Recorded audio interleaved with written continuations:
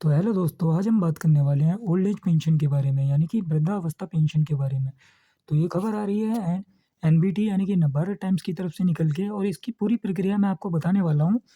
Old age pension से related सारे documents, apply process, कितने दिनों में पेंशन मिल जाती है आपको, और अगर कोई मिसमैच हो नाम का तो आप किस तरीके से शॉर्ट आउट कर सकते हैं। क्योंकि हमने बहुत सारी पेंशन अप्लाई की हैं और काफ़ी सारे लोगों की पेंशन अभी तक लग चुकी हैं। तो आप ये किस तरीके से आवेदन कर सकते हैं और क्या-क्या दस्तावेज़ चाहिए होते हैं, पूरी जानकारी इस वीडियो में मिलेगी। तो अगर आप पहली बार आए हैं चैनल पे तो चैनल को कर लें सब्सक्राइब, वीडियो को कर दें लाइक। तो देखिए, जैसा कि आप सभी को पता होगा कि दिल्ली के अंदर बड़े-बुजुर्गों को आर्थिक लाभ दिया जाता है, जो कि वृद्धावस्था पेंशन के रूप में दिया जाता है। तो वृद्धावस्था पेंशन के लिए कौन-कौन व्यक्ति आवेदन कर सकता है और आवेदन किस तरीके से करना होता है आपको, और जो पेंशन मिलती है वो आपको कितनी मिलती है। तो देखिए, यहाँ पे वृद्धावस्था जो पेंशन रहती है, यानी कि ओल्ड एज पेंशन रहती है, उसके लिए वह सभी व्यक्ति एलिजिबल होते हैं, जो सभी आवेदन कर सकते हैं जिनकी उम्र 60 साल हो जाती है। यानी कि अगर वो आपकी उम्र 60 साल हो चुकी है, तो आप यहाँ पे ओल्ड एज पेंशन यानी कि वृद्धावस्था पेंशन के लिए आवेदन कर सकते हैं। और यहाँ पे आवेदन आपको किस तरीके से करना होता है, तो आवेदन आपको ई डिस्ट्रिक्ट पोर्टल से करना होता है। तो आवेदन करते हैं आप, तो आवेदन के कितने दिनों बाद लगभग आपको पेंशन मिलनी चालू हो जाती है, तो लगभग 45 डेज़ बाद आपको पेंशन चालू हो जाती है। और यहाँ पे आपको क्या-क्या दस्तावेज़ों की ज़रूरत पड़ती है, तो सारी डिटेल्स मैं आपको बताने वाला हूँ। जैसे कि काफ़ी सारे लोगों को पता ही नहीं है कि वृद्धावस्था पेंशन कितनी मिलती है, पेंशन योजना है क्या वृद्धावस्था, और इसके लिए कौन-कौन एलिजिबल है, और क्या-क्या दस्तावेज़ आपको चाहिए होते हैं, और कैसे आप अप्लाई कर सकते हैं। और अगर पेंशन मिलने में आपको देरी हो रही है, तो इसका क्या कारण है? यानी कि मतलब मान लीजिए आपने फॉर्म फिल कर दिया और आपका यहाँ पे अभी भी अप्रूवल नहीं आया, तो इसका क्या कारण हो सकता है? और यहाँ पे जो आपका निवास प्रमाण पत्र रहता है, जैसे कि मान लीजिए आपको यहाँ पे पेंशन के लिए 5 ईयर ओल्ड पुराना प्रूफ देना होता है। तो ये सारी डिटेल्स आपको पूरी बारीकी से मैं बताने वाला हूँ। तो देखिए, दिल्ली के अंदर दिल्ली गवर्नमेंट के द्वारा वृद्धावस्था पेंशन चलाई जाती है, जिससे कि क्या रहता है कि जो बड़े बुजुर्ग रहते हैं, इनको पैसों की तंगी के लिए परेशान होने की ज़रूरत नहीं रहती है। यहाँ पे कुछ दिल्ली गवर्नमेंट बुजुर्गों के लिए आर्थिक लाभ देती है। तो यहाँ पे अपने वरिष्ठ नागरिकों का दिल्ली गवर्नमेंट ख्याल रखती है, जिसके लिए यहाँ पे जो ओल्ड एज पेंशन में अमाउंट दिया जाता है, 60 साल की अगर आपकी उम्र है तो आपको यहाँ पे 2500 रुपये पेंशन मिलती है, जो कि अब बढ़ा के यहाँ पे 3000 रुपये होने वाली है। तो आप लोग यहाँ पे आवेदन कर सकते हैं। तो जैसे अगर आप यहाँ पे किसी एससी, एसटी या अल्पसंख्यक समुदाय से हैं, तो यहाँ पे आपको 500 रुपये अतिरिक्त अलग से मिलते हैं। तो यहाँ पे ये भी चीज़ आपको पता होनी चाहिए, जैसे कि क्या है, दिल्ली के अंदर मोस्टली लोग जब old age pension form fill करते हैं, तो ओल्ड एज पेंशन में कैटेगरी जो सिलेक्ट करते हैं, वहाँ पे सभी जनरल सेलेक्ट कर देते हैं। तो यहाँ पे अगर आप एससी, एसटी या किसी माइनॉरिटी कैटेगरी से आते हैं, तो आप यहाँ पे अपना कैटेगरी सेलेक्ट कर सकते हैं। बस यहाँ पे आपको आपका कैटी से जो कैटेगरी सर्टिफिकेट रहेगा, वो अपलोड करना होता है। तो यहाँ पे आप जिस भी कैटेगरी से बिलोंग करते हैं, तो आपको वो कैटेगरी सेलेक्ट करनी चाहिए। तो उससे आपको ये बेनिफिट होने वाला है कि जो आपको 500 रुपये अलग से मिलने वाले हैं, तो वो आपको यहाँ पे एक्स्ट्रा मिल जाने वाले हैं। और जैसे कि अब आप सभी को पता होगा कि पेंशन योजना, तो काफ़ी सारे लोगों को यही नहीं पता है कि पेंशन योजना है क्या। तो यहाँ पे सीधी-सी बात है कि जो ओल्ड एज के व्यक्ति होते हैं, उनको यहाँ पे आर्थिक रूप से मजबूती देने का और सम्मान से जीने का हक दिया जाता है एक तरीके से दिल्ली गवर्नमेंट द्वारा। क्योंकि क्या है, काफ़ी सारे बुजुर्ग हैं जिनको यहाँ पे पैसों की ज़रूरत रहती है, तो फाइनेंशियल असिस्टेंट मिल जाता है दिल्ली गवर्नमेंट के द्वारा यहाँ से। तो यहाँ पे एक उनकी एक आय का स्रोत बन जाता है। तो जो कि यहाँ पे 60 साल से अगर आपकी उम्र 60 साल कंप्लीट हो गई है, तो आप यहाँ पे आवेदन कर सकते हैं। इसके बाद में ये पेंशन मिलती कितनी है, तो पेंशन मैंने आपको अमाउंट बता दिया है कि 2500 रुपये मिलती है, और अगर आप किसी कैटेगरी से बिलोंग करते हैं, तो आप यहाँ पे 500 रुपये एक्स्ट्रा आपको मिल जाते हैं। और यहाँ पे इस बार एक चीज़ और बताई गई है कि 70 साल से अगर आपकी उम्र ज़्यादा हो गई है, तो यहाँ पे जैसे कि अब यहाँ पे मेंशन कर रखा है कि 2000 पेंशन, पर यहाँ पे जो मिलती है दिल्ली के अंदर वो 2500 ही मिलती है पेंशन। तो यहाँ पे 70 साल से अगर आपकी उम्र ज़्यादा है, तो वहाँ पे आपको 500 रुपये एक्स्ट्रा मिलने वाले हैं। इसके लिए कौन-कौन व्यक्ति एलिजिबल होगा, तो यानी कि आपकी जो एलिजिबिलिटी क्राइटेरिया रहने वाला है, आप अगर इस क्राइटेरिया के अंदर आते हैं, तो आप यहाँ पे अपनी ओल्ड एज पेंशन यानी कि वृद्धावस्था पेंशन लगवा सकते हैं। तो इसके लिए क्राइटेरिया क्या है, जैसे कि मैंने अभी आप सभी को बताया कि आपकी उम्र जो रहने वाली है वो 60 साल होनी चाहिए, 60 साल से अधिक होनी चाहिए, तभी आप यहाँ पे वृद्धावस्था पेंशन पा सकते हैं।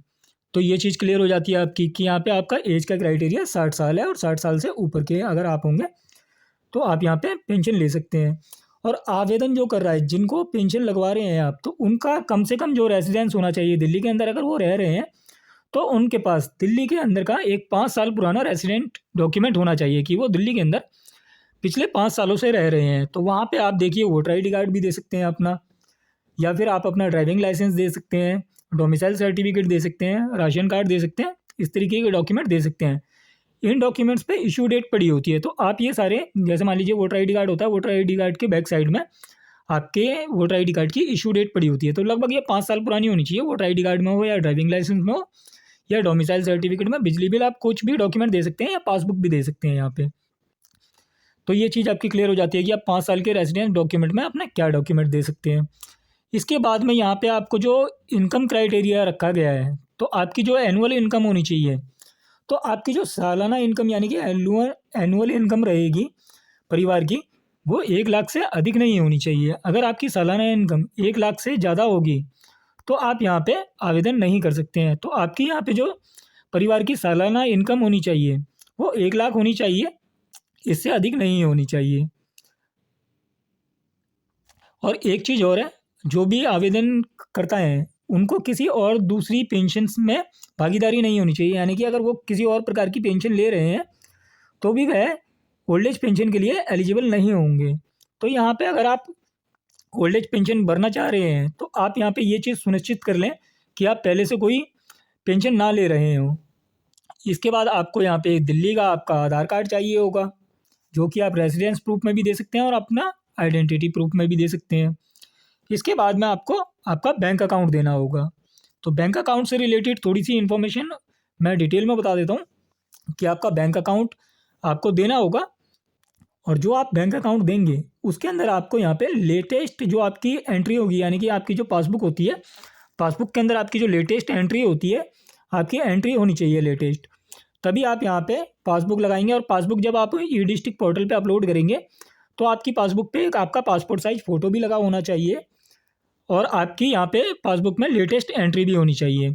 कभी कभार यहाँ पे क्या होता है कि पेंशन का आपने फॉर्म फिल कर दिया, सारे डॉक्यूमेंट ठीक भी लगा दिए, पर वहाँ से क्वेरी रेज्ड हो जाती है कि आप 1 ईयर का स्टेटमेंट दें, तो आप वहाँ पे 1 ईयर का स्टेटमेंट अपलोड कर सकते हैं।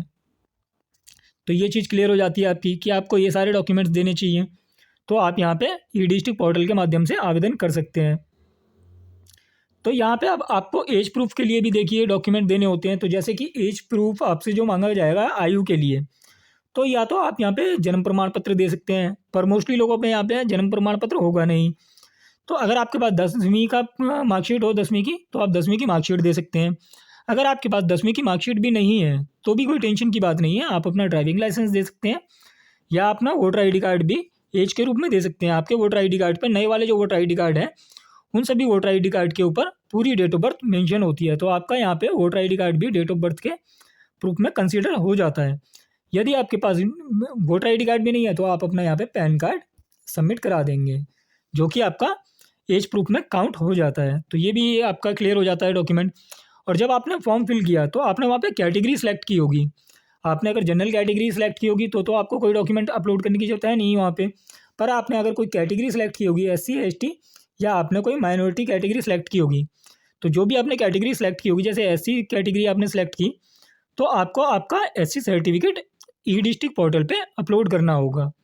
और साथ ही साथ जब ये आप सारे डॉक्यूमेंट अपलोड कर देते हैं तो आपको यहाँ पे एक डिक्लेरेशन फॉर्मेट भी देना पड़ता है, जो कि सेल्फ डिक्लेरेशन होती है।